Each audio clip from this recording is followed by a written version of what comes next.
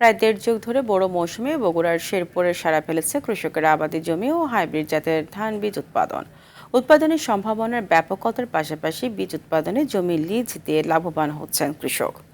গড়ে উঠছে দেশের ভিত। বগুড়ার শেরপুর থেকে জিন্না খানের প্রতিবেদন জানাচ্ছেন লামিয়া তানজিন মাহমুদ। বীজ উৎপাদনকারী প্রতিষ্ঠানকে লিজ দিয়ে বিনা পরিশ্রমে কৃষক বিঘা প্রতি পাচ্ছেন 13,500 টাকা। এতে কৃষকের লাভ, হাইব্রিড জাতের ধান উৎপাদনে কৃষির ব্যাপকতা এবং কৃষিতে দেশের ভিত রচনা করার উজ্জ্বল দৃষ্টান্ত স্থাপন করেছে বীজ উৎপাদনকারী প্রতিষ্ঠানগুলো।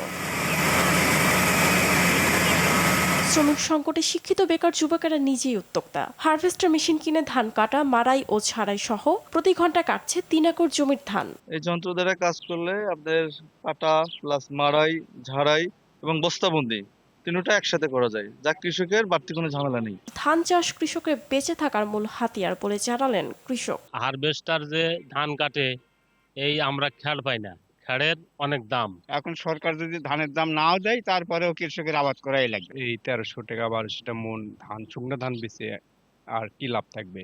আসলে আমাদের এটা খাওয়ার জন্য এখন আবাদ না করলেও হয় না, ভিত ফাঁকা রাখা যাবে না, এখন লস হলে আমাদের এটা করতেই হয়। প্রাকৃতিক দুর্যোগে ফসলের সামান্য ক্ষতি হলেও ফলন আশাতীত হয়েছে জানান উপজেলার কৃষি সম্প্রসারণ কর্মকর্তা। এবার গত বছরের তুলনায় ফলন বেশ ভালো, কারণ আমাদের এবার রোগবালাই অনেক কম ছিল।